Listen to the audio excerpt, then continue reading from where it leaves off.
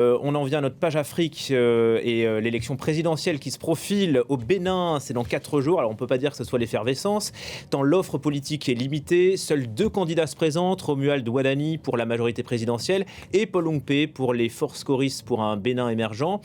Alors pour la plupart des analystes, l'élection est jouée d'avance. Certains parlent même d'un simple match amical. Stéphane Ballon, vous nous avez rejoint. Bonjour à vous. Bonjour. Alors si on devait malgré tout trouver un enjeu à ce scrutin, quel serait-il ? Eh bien, le taux de participation. Le taux de participation sera finalement le principal enjeu de cette élection. Pourquoi ? Parce que de ce taux dépendra la légitimité, si vous voulez, du président qui sera élu ce 12 avril. Évidemment, un taux de participation fort renforce la légitimité de ce président. Mais si, à l'inverse, les électeurs ne se mobilisent pas pour désigner leur président, alors va se poser la question même de la représentativité du résultat de cette élection présidentielle. Parce qu'au fond, qu'est-ce qui se pose comme question ?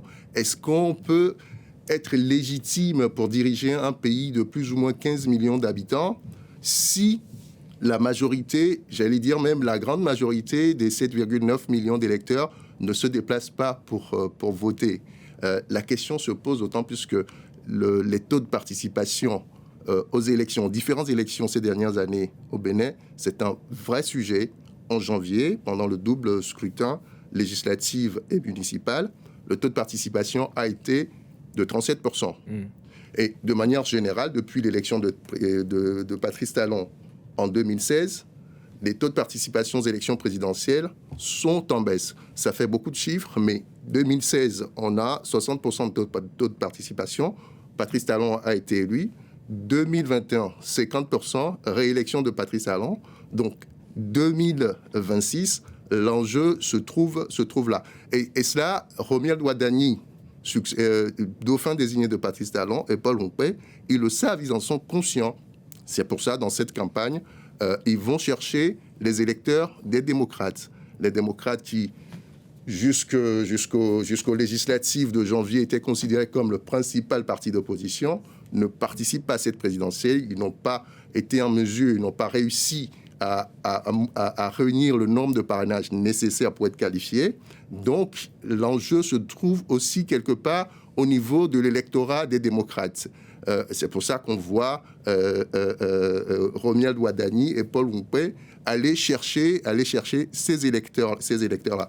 Et puis, si vous voulez, un autre enjeu, c'est aussi que cette élection se passe finalement dans un climat apaisé, parce que rappelez-vous, il y a eu une tentative de coup d'État en décembre, et ce qui a marqué les esprits au Bénin. Donc, un autre enjeu, élection dans un climat apaisé. Et puis, pour le reste, l'essentiel va vraiment se jouer dans l'après-scrutin, surtout dans la gestion de ce qu'on peut appeler l'héritage de Patrice Talon, sur le plan politique, sur le plan sécuritaire, c'est important, mais aussi sur le plan économique. En tout cas, le nouveau président, Stéphane, aura un peu plus de temps pour transformer le Bénin, puisque le mandat passe de 5 à 7 ans. Exactement.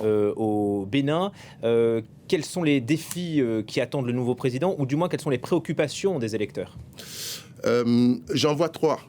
Si vous voulez, le premier défi ou les premières attentes des Béninois, je les vois sur le plan sécuritaire et de la défense. Je m'explique.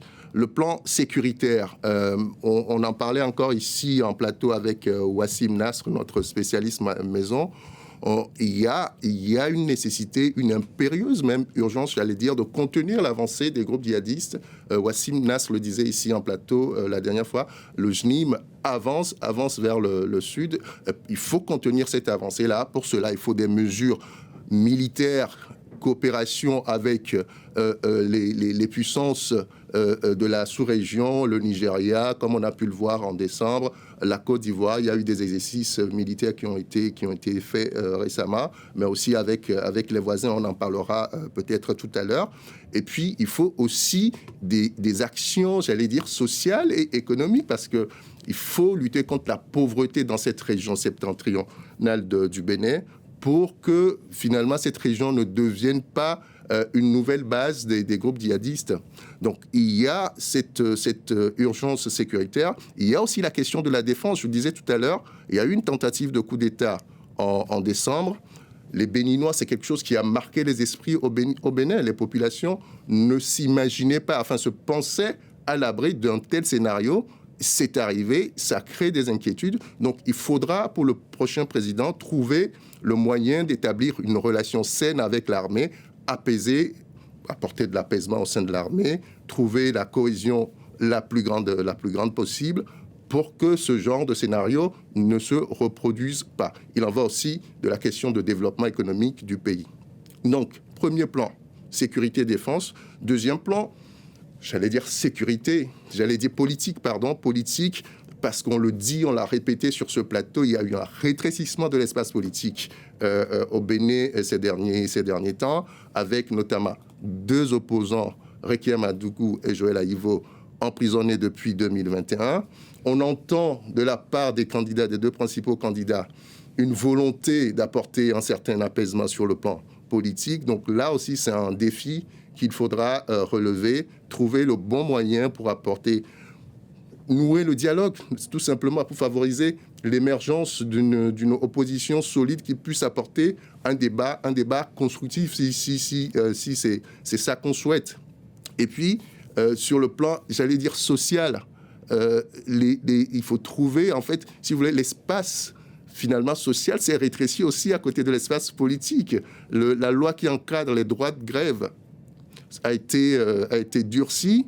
Donc, il faut recréer cet espace-là où on peut exprimer les revendications sociales en apportant un peu plus de marge de manœuvre aux associations et aux syndicats. Et puis, sur le plan politique, on l'a largement dit sur ce plateau, il y a eu, une sorte de miracle économique, une croissance très forte des infrastructures qui ont été construites, mais il faut désormais transformer cette croissance-là en prospérité pour les Béninois. Et ça, les candidats eux-mêmes le disent. Donc, pour récapituler, j'ai été long, sécurité, défense, politique, apporter un peu d'apaisement, et puis, sur le plan politique, travailler à la redistribution de la richesse créée. Et très rapidement, s'il vous plaît Stéphane, peut-être le dialogue aussi relancé avec les voisins du Nord, notamment le Niger, puisque le dialogue a été rompu après l'arrivée de la junte au pouvoir à Niamey. Exactement. Et ça, c'est aussi l'un des principaux défis qui attend le prochain président. Si vous vous souvenez, Patrice Talon a été, tenant de la ligne dure quand il a été question de sanctionner les putschistes de la CEDEAO. Cela n'a pas facilité les relations par la suite avec les voisins, que ce soit le Burkina ou le Niger notamment. Les 2 candidats qui sont en lice laissent entrevoir dans leur discours une volonté d'apaiser ces relations avec les voisins.